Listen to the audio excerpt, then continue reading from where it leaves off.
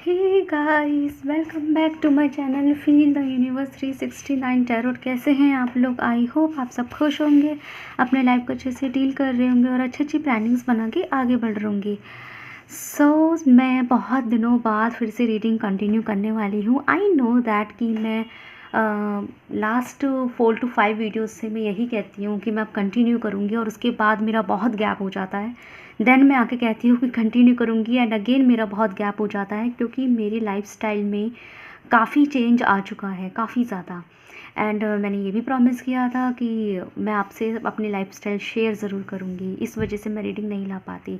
But अब मैंने सारी चीज़ें मैनेज कर ली है और अब मेरी 99% कोशिश रहेगी कि मैं आपके लिए डेली बेसिस पर रीडिंग लेकर आ पाऊँ, ठीक है।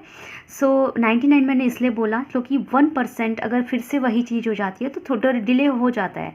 बट आपको चैनल सब्सक्राइब करना है, क्योंकि अब मेरी कोशिश रहेगी कि मैं आपके लिए डेली रीडिंग लाऊँ, चाहे मैं लेट नाइट लाऊँ। मैं सोचती हूँ इवनिंग के टाइम में आपके लिए रीडिंग अपलोड कर दूँ, बट इवनिंग में नहीं हो पाता, रात में बहुत ज़्यादा रात हो जाती है मुझे। हालांकि मैं पहले 2-3 बजे, रात के 2-3 बजे भी रीडिंग अपलोड कर दिया करती थी, बट अगेन मेरा लाइफस्टाइल बहुत डिफरेंट हो चुका है तो नहीं हो पाता है। बट मैं फिर से कोशिश करूँगी अपने सिर्फ व्यूअर्स के लिए। ओके, बिना किसी देरी के स्टार्ट करते हैं। गाइज़, ये जो है रीडिंग उनके लिए होने वाली है जिन लोगों का जन्मदिन फरवरी, मार्च, अप्रैल, जुलाई, अगस्त या नवंबर में आता है। तो देखते हैं आप लोगों का करियर अपकमिंग क्या होने वाला है, ठीक है। करियर में क्या होने वाला है, अपकमिंग फ्यूचर क्या है, क्या नया होने वाला आपके करियर के अंदर, ठीक है। हम डिटेल में जाने की कोशिश करेंगे। गाइज़, आप लोगों को पॉजिटिव रहना है। थोड़ा सा हम यहाँ ओवरव्यू देख लेते हैं आपके करियर के हवाले से, साइकिक एनर्जीज देख लेते हैं थोड़ी सी कि अभी आपकी लाइफ में क्या चल रहा है, आपका करियर क्या कहता है। तो थोड़ा ओवरव्यू देख लेते हैं, उसके बाद हम अपनी प्रेडिक्शन पे आएंगे। एंड आप लोगों को ना, आप लोग के सपोर्ट के लिए मैं बहुत थैंक्स बोलती हूँ। आप लोग के सब्र, ये जो सपोर्ट है ना, मतलब जो आपने सब्र बनाया है, ये भी मेरे लिए बहुत बड़ी बात है। क्यों? क्योंकि देखो, आई नो कि जो 10-12 दिन तक जब कोई रीडिंग नहीं आते हैं तो इंसान अनसब्सक्राइब करना शुरू कर देते हैं। बट टचवुड मेरा एक भी सब्सक्रिप्शन कम नहीं हुआ, जितने भी मेरे सब्सक्राइबर्स थे वो बने रहे। इवन दो मेरे कुछ रीडिंग्स पे ये कमेंट्स भी थे कि जो मेरी ओल्ड रीडिंग्स है ना, तो उन पे ये कमेंट्स भी थे कि मैम आप रीडिंग क्यों नहीं डाल रहे, everything is all right and all that. मुझे बड़ा ही अच्छा लगा कि आप लोगों ने मेरे लिए थोड़ी चिंता जताई कि मैम रीडिंग क्यों नहीं डाल रहे हैं। उसके लिए बहुत बहुत शुक्रिया, ठीक है। एंड गाइस, आप लोगों के लिए खुशखबरी है, मैं बहुत जल्द आप लोगों के लिए मतलब आप लोगों के लिए पर्सनल रीडिंग्स भी लानी शुरू कर दूंगी, ठीक है। पर्सनल रीडिंग जो है वो पेड रहेगी, बट मैं बहुत ज़्यादा कॉस्ट नहीं रखूँगी, ठीक है। उतना ही होगा जितना सब एवरीवन कैन अफोर्ड, ओके। जो उतना आप अफोर्ड कर सकते हैं, ठीक है। तो मैं पेड रीडिंग भी लेकर आने वाली हूँ बहुत जल्द, ओके। मोस्ट प्रोबेबली बहुत जल्द लेकर आऊँगी, ठीक है। तो आप लोग जो है मैं इन्फॉर्म कर दूँगी, वीडियो बना के उसमें इन्फॉर्म कर दूँगी आपको अच्छे से। पेड रीडिंग लेकर आने वाली हूँ, तो अब आप चाहें तो बस मुझे अपनी पेड रीडिंग के लिए भी जो है मैसेजेस छोड़ सकते हैं। अगर आप लोग चाहते हैं कि मैं पेड रीडिंग लाऊँ तो मुझे कमेंट सेक्शन में ज़रूर से बताइएगा, ठीक है। बिना किसी देरी के स्टार्ट करते हैं। गाइस, देखते हैं आप लोगों का ओवरव्यू क्या चल रहा है।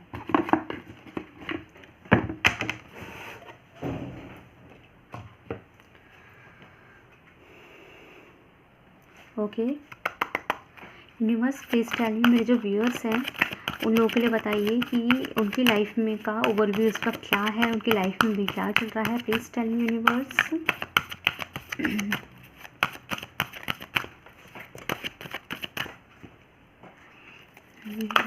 क्या चल रहा है मेरी लाइफ में राइट नाउ, क्या चल रहा है, ओवरव्यू दीजिए please. Strong clarification.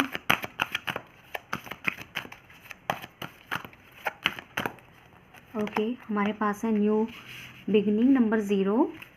Number card please.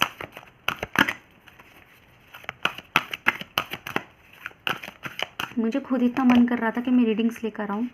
Okay, destiny number 10। Can you see this? 0 से शुरू हुआ है। 0 is about beginning and 10 is about completions, दोनों एक साथ। One more card please.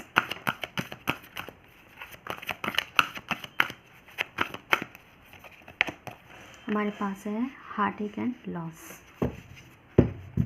ठीक है। Clarify the heart and loss, heart and loss.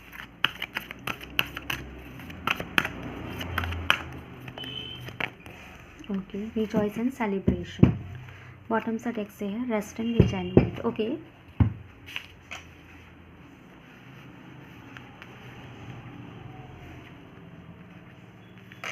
Okay. So अगर मैं कुछ राशियों की बात करूँ तो यहाँ पे मुझे दिखाई दे रहा है जस्टिस कह रही, तुला राशि दिखाई दे रही है, मेष राशि दिखाई दे रही है, सिंह राशि दिखाई दे रही है, एंड कैंसर, स्कॉर्पियो, पाइसिस, कर्क राशि, मीन राशि और वृश्चिक राशि भी दिखाई दे रही है। ओके, बट अगेन ये ज़ोडिएक बेस्ड नहीं, एनर्जी बेस्ड रीडिंग है। सो सबसे पहले तो मैं इसको अपनी साइड रख देती हूँ। Let me adjust the camera.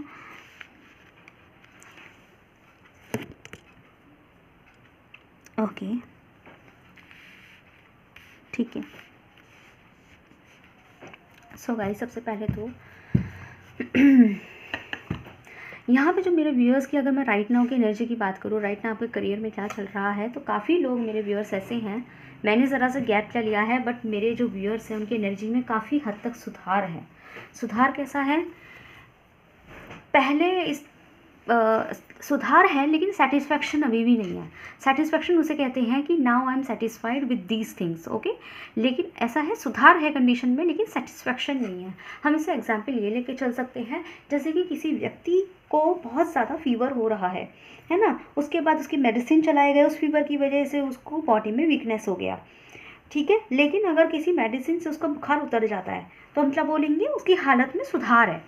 लेकिन जो वीकनेस आई थी फीवर की वजह से, जो वीकनेस आ गई थी, वो वीकनेस अभी हटी नहीं है। फीवर उतर गया है, दोबारा हो भी नहीं रहा, तो फीवर ठीक हो गया है और खांसी भी ठीक हो गई है, बट तो हम क्या बोलते हैं? हालत में सुधार है काफ़ी हद तक, पहले से हालत में काफ़ी सुधार है। लेकिन पूरी तरीके से जो हेल्थ में जो एक स्ट्रेंथ थी, पावर थी, मसल में जो ताकत थी, वो अभी वापस नहीं आई है। जो कमजोरी थी वो नहीं गई है। तो हम क्या बोलेंगे कि हालत में तो सुधार है, लेकिन अभी पूरी तरीके से हालात ठीक नहीं हैं, अभी और सुधार बाकी है ना। वही कंडीशन मुझे आपके करियर की दिखाई दे रही है, आपके मेंटल लेवल की दिखाई दे रही है। काफ़ी मेरे व्यूअर्स के लाइफ में इस वक्त करियर को लेके जो हो रहा है, उसमें काफ़ी लोगों की, मतलब 90% लोग यहाँ पे ऐसे हैं जिनके करियर में काफ़ी हद तक सुधार आ चुका है। वो हो सकता है उन्होंने अपना खुद का कोई काम स्टार्ट कर दिया हो, या फिर पता लग गया हो कि करियर में क्या करना है, कैसे करना है, या कहीं शुरुआत देनी शुरू कर दी है, या फिर आइडिया लग चुका है कि अच्छा ये शुरुआत होगी, ऐसे करना है, वैसे करना है। आइडिया लग चुका है कि क्या करना है, कैसे करना है, समझ रहे हैं ना बात को। और या फिर जो आइडिया अपने मन में रखते थे उसमें इम्प्लीमेंट करना शुरू कर दिया है कि ये चीज़ ऐसे शुरू होगी। कमाने के अगर साधन नहीं थे तो कहीं ना कहीं, चाहे 1 रुपये की ही सही, लेकिन कमाई शुरू हो चुकी है। और अगर कमाई शुरू नहीं भी हुई है, लेकिन कमाई करने के ज़रिए समझ में आने लगे हैं। पहले क्या थे ना, पहले ज़ीरो था, पहले हिसाब ज़ीरो था, कुछ समझ ही नहीं आ रहा कि करूँ क्या, कैसे करूँ, कहाँ से शुरू करूँ, स्टार्ट कहाँ से करूँ, कुछ नहीं पता। लेकिन उसके कंपैरिजन में, पास्ट के कंपैरिजन में अभी जो मेरे व्यूअर्स की हालत है उसमें काफ़ी हद तक सुधार है, क्योंकि शुरुआत दे दी गई है। और अब इस पॉजिटिविटी में भी आ चुके हैं कि आगे भी अच्छा ही होगा, कंप्लीशन हो जाएगा। शुरुआत हो गई है तो कंप्लीशन भी होगा, ठीक है, ये पॉजिटिविटी जागने लगी है। बट यहाँ पे सेटिस्फेक्शन किस बात का नहीं है। यहाँ पे जो हो रहा है ना, जो मेरे व्यूअर्स ने जो भी प्लान करा है, या फिर जो हालत में सुधार आना शुरू हुआ है, वो शुरू तो हो गया है, बट सेटिस्फेक्शन अभी भी नहीं है। रीज़न ये है कि वो जो शुरुआत है ना, वो 1 नंबर वाली है बस। जैसा भी मैंने बोला ना कि एक बंदा जो 0 कमाता है, दूसरा बंदा एक रुपया कमाता है, तो 1 रुपये उस टाइम ऐसा लगता है, जो 1 रुपये कमा रहा होगा उसे, जो 0 कमा रहा होगा उसे 1 रुपये वाला ऐसा दिखेगा कि भाई कम से कम 1 रुपया तो है, मेरे पास तो वो भी नहीं है, ठीक है। 1 रुपये में टॉफ़ी तो आती है, लेकिन मेरे पास तो 0 है ना। लेकिन जो 1 कमा रहा होता है, वो शुरुआत में तो ऐसा लगता है कि 1 रुपया आया, ठीक है, फाइनली थैंक गॉड मैं 1 रुपये के लायक बना और मेरे हाथ में 1 रुपया आया। लेकिन जब वो 1 रुपया थोड़े दिन तक जब 1 ही रुपया आता रहता है, तो वो ऐसा लगने लगता है कि ज़िंदगी भर 1 ही रुपया रखूँगा क्या, अब आगे बढ़े चीज़ें, मुझे 1 से 10 तक भी पहुँचना है, फिर 10 से 20 तक भी पहुँचना है। तो वहीं एक अनसेटिस्फैक्शन फील होना शुरू हो जाता है कि हाँ ठीक है, मैं 1 रुपया कमा रहा हूँ, लेकिन मुझे 1 पे नहीं रहना ज़िंदगी भर। ऐसे ज़िंदगी भर 1 पे टिके रहेंगे क्या? खर्चे बढ़ते हैं, महंगाई बढ़ती है, तो चीज़ों को आगे भी तो बढ़ाना है। तो वहीं से अनसेटिस्फैक्शन हो जाता है कि 1 रुपया सेटिस्फाइड नहीं है। वही चीज़ है यहाँ पे, अब आपको समझ में आ गई होगी। तो यहाँ पे मेरे 90% व्यूअर्स ऐसे ही है जिनकी करियर में मेंटल लेवल पे यही चीज़ चल रही है, सेटिस्फेक्शन नहीं है, चीज़ों की शुरुआत हो गई है, एनालिसिस होनी शुरू हो गई है, कहीं से कहीं ना 1 2 3 स्टार्ट हो चुका है, अब 100 हो ही जाएगा, लेकिन सेटिस्फेक्शन इसलिए नहीं है क्योंकि 1 2 3 इनफ नहीं है ना। अब चाहते कि चीज़ें और आगे बढ़े, हमेशा यही थोड़ा करते रहना है, आगे इनकम भी तो बढ़ानी है और भी तो आगे बहुत कुछ करना है। तो इसलिए अभी थोड़ा सा और अपने आप का अपना पेशेंस बना के बैठे हुए हैं कि जो भगवान ने यहाँ तक ले आया आगे भी लेकर जाएगा, ठीक है। इस तरीके से मेहनत करनी है बस। तो यहाँ पे मेरे व्यूअर्स का मेंटल लेवल ये दिखाई दे रहा है। अब आपके लिए मैं ये कंडीशन रखती हूँ गाइस कि अगर आप लोग, मैंने जो जो बोला इसमें से अगर आपको 60% रेजोनेट होता है, 60%, ठीक है, 60% का क्राइटेरिया है, 60% अगर रेजोनेट होगा तो आप इस रीडिंग को कंटिन्यू करेंगे, अदरवाइज आप इस रीडिंग को कंटिन्यू नहीं करेंगे, यहीं इस रीडिंग को छोड़ दीजिएगा, ठीक है। सो देखते हैं आपके करियर में क्या होने वाला है, क्या अपकमिंग फ्यूचर क्या है आपके करियर का। Let's see.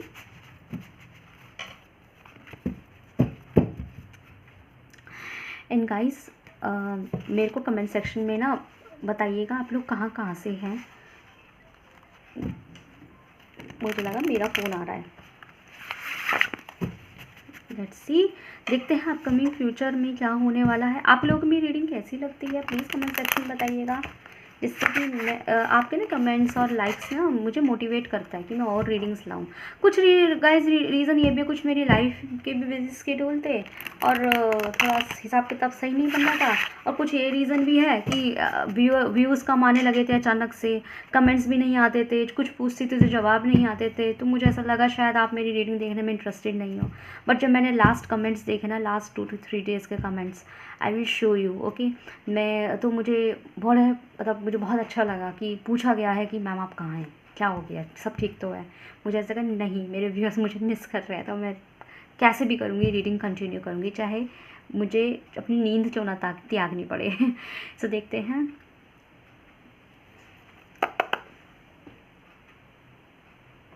Okay, thank you universe.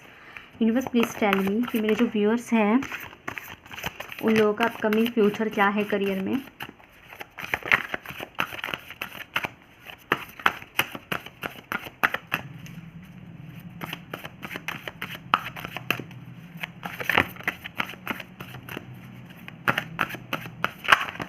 Okay, हमारे पास एक कार्ड आ गया, अपने आप आया है।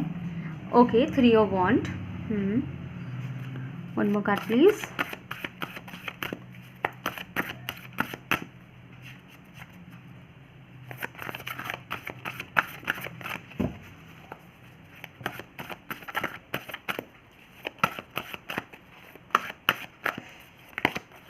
The Empress, number 3. One more card please.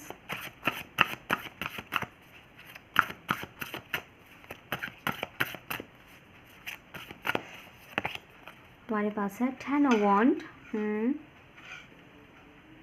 Clarify the card, 10 of Wands please. Clarify this card.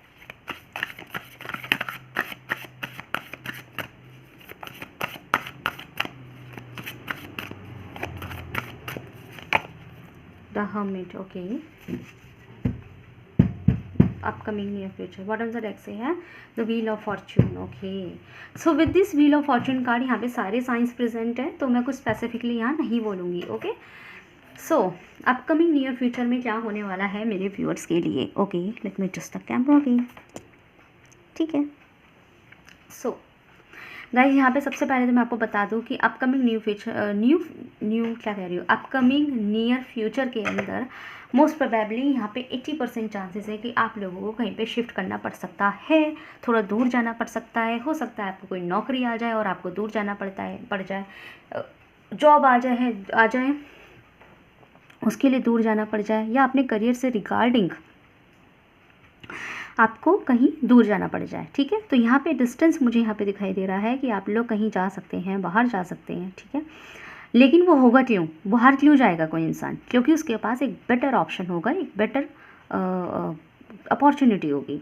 तो आप लोगों को यहाँ पे बेहतर से बेहतर अपॉर्चुनिटी मुझे देती हुई दिखाई दे रही है, और ये आप हो सकता है उस मतलब इतने डिस्टेंस पर आप जाएं कि काफ़ी दिन तक आपका घर आना भी नहीं होगा, और आप थोड़ा रिस्क लेके आगे बढ़ेंगे, अपकमिंग नियर फ्यूचर में आप रिस्क लेंगे। हो सकता है कि कुछ समय पहले तक आप रिस्क नहीं लेते थे, लेकिन अब आप रिस्क लेंगे, अपने मन को समझाएंगे। जहाँ पे आपको अनकॉन्फिडेंस ऐसा फील होता था कि मेरे में वो कॉन्फिडेंस नहीं रहा है, कहीं पे किसी पर्टिकुलर जगह जाने की हिम्मत नहीं होती थी, बट अब वहाँ पे आप जाके रिस्क भी लेंगे।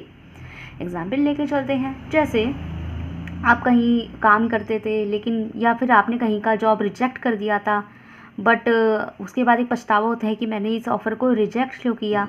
तो हो सकता है फिर से आपको वहाँ से ऑफ़र हो, तो कभी कभी ऐसा लगता है कि अब मैं इस ऑफ़र को एक्सेप्ट करूँ या नहीं करूँ, क्योंकि मैंने पहले तो रिजेक्ट कर दिया था। तो ऐसा फील होता है जैसे इंसल्ट हो जाएगी मेरी कि पहले जो रिजेक्ट किया।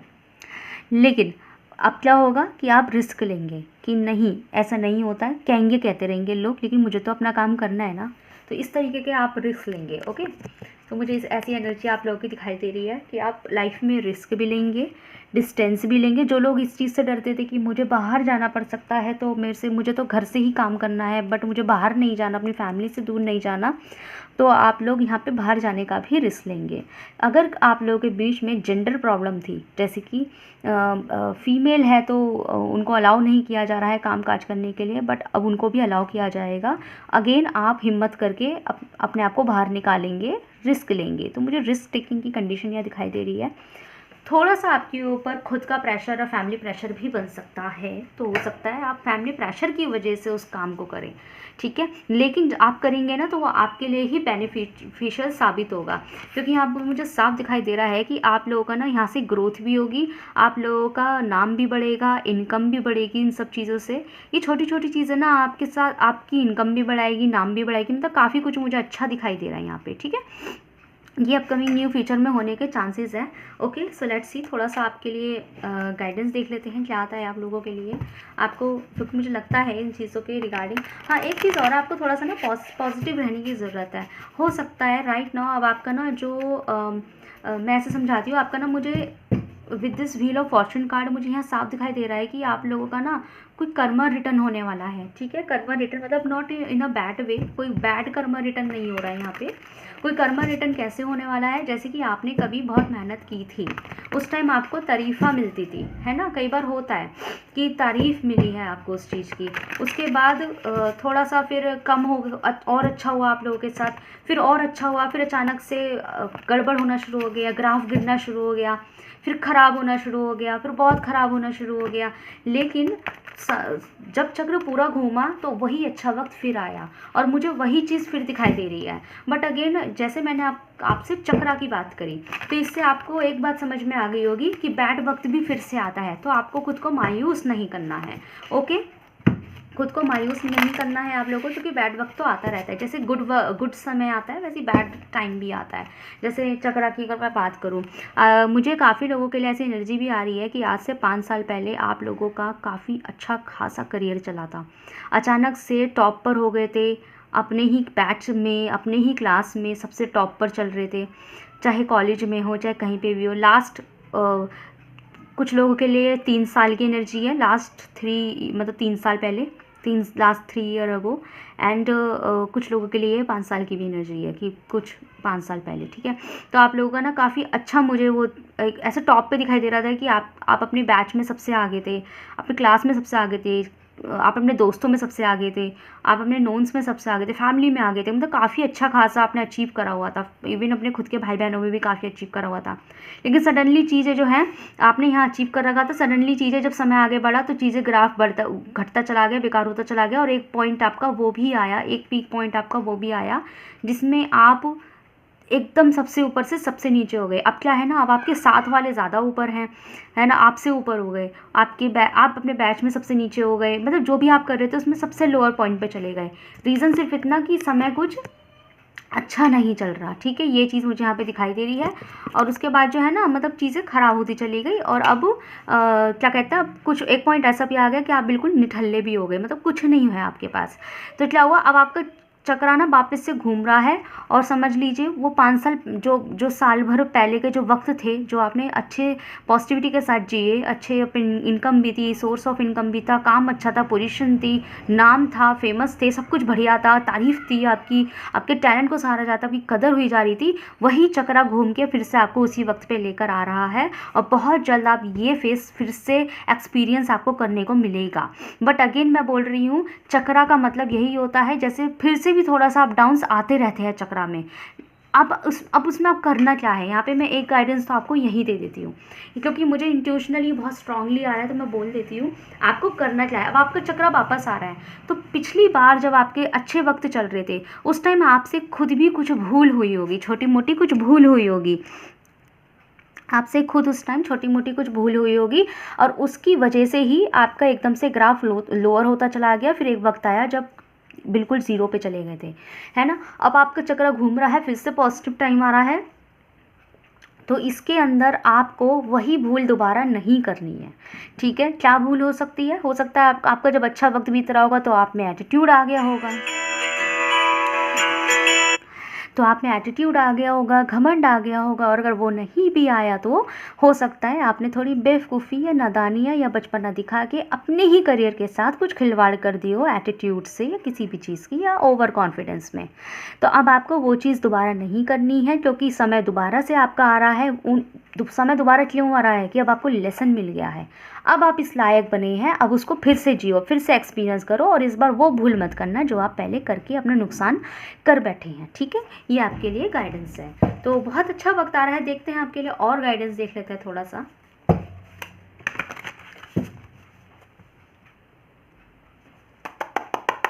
सो let's see, universe please time में मेरे व्यूअर्स के लिए बताइए क्या गाइडेंस है। पाइल नंबर कह रही हूँ इन्हीं व्यूअर्स के लिए मेरे।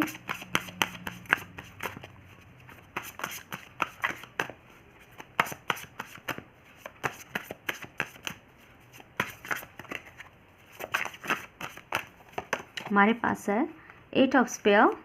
ओके, मेहनत करनी है भाई, मेहनत से पीछे नहीं हटना।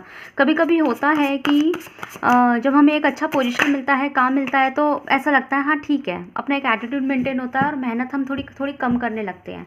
तो यहाँ पे आपके लिए जो मेन गाइडेंस है वो है मेहनत से पीछे नहीं हटना है।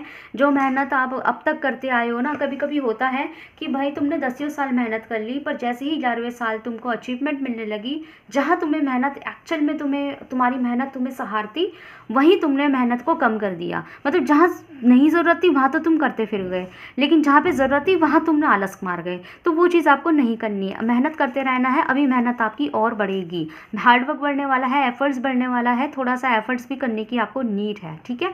दूसरी चीज़, मुझे काफ़ी लोगों के लिए यहाँ पे 9 ऑफ सन की एनर्जी आई है। आप लोगों की विश फुलफिलमेंट भी होने वाली है, बहुत जल्द आप लोग विश फुलफिलमेंट भी होगी। लेकिन आप में एक बड़ी भारी कमी है, वो ये है कि आप ना खुद ही अपने इर्द गिर्द बाउंड्रीज क्रिएट करके रखते हैं कि मुझे यहाँ नहीं जाना, मुझे वहाँ नहीं जाना, ये मुझे नहीं करना, लो कॉन्फिडेंस में आके। तो आपको वो चीज़ नहीं करनी है। जिद अगर आपके अंदर किसी पर्टिकुलर स्पेसिफिक सब्जेक्ट को लेके किसी भी तरह की कोई स्टबर्न एनर्जी है, ज़िद्दी हैं अगर आप, तो उस चीज़ को थोड़ा सा सुधारें। ओके, ये आपके लिए गाइडेंस है। देखते हैं आपके लिए कोई पर्टिकुलर टाइम प्रेडिक्शन अगर आ रहा है तो देखते हैं कुछ आता है आपके लिए तो।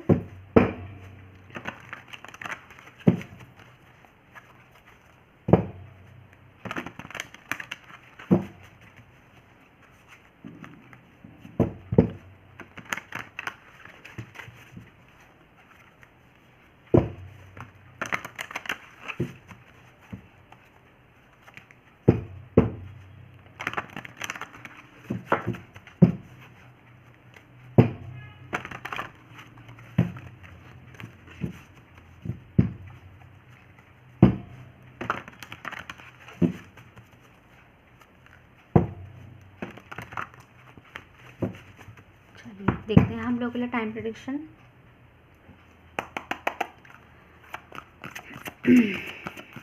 सो let's see, universe please tell me मेरे व्यूअर्स के लिए क्या टाइम प्रेडिक्शन है पर्टिकुलर। डिवाइन टाइम आपका स्टार्ट हो गया है। अच्छा, एक चीज़ और कि स्टबर्न एनर्जी भी दूर रहना और अपने अंदर ना बैड एटीट्यूड मत लाना with in 3 weeks. Okay, one more card please, one more card please.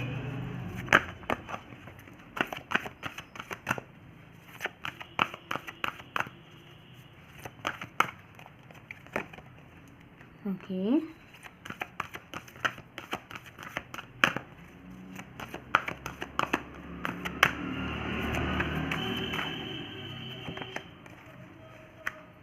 Okay, bottom से डेक से है, ठीक है। मैंने बोला ना कि आप लोगों का डिवाइन टाइम स्टार्ट हो रहा है, तो यस ये बात यहाँ पे कंफर्म हो गई है। सो गाइज, अगर आप लोग रीडिंग, वैसे तो टाइमलेस रीडिंग है, तो जो लोग इस वक्त राइट नाउ ये रीडिंग रिसेंटली देख रहे हैं, मतलब मेरी रिसेंट टाइम में देख रहे हैं, तो उन लोगों के लिए दिसंबर का थर्ड वीक, ठीक है, दिसंबर का थर्ड वीक मुझे यहाँ पे एनर्जी आई है, दिसंबर की थर्ड वीक, तीसरा हफ्ता।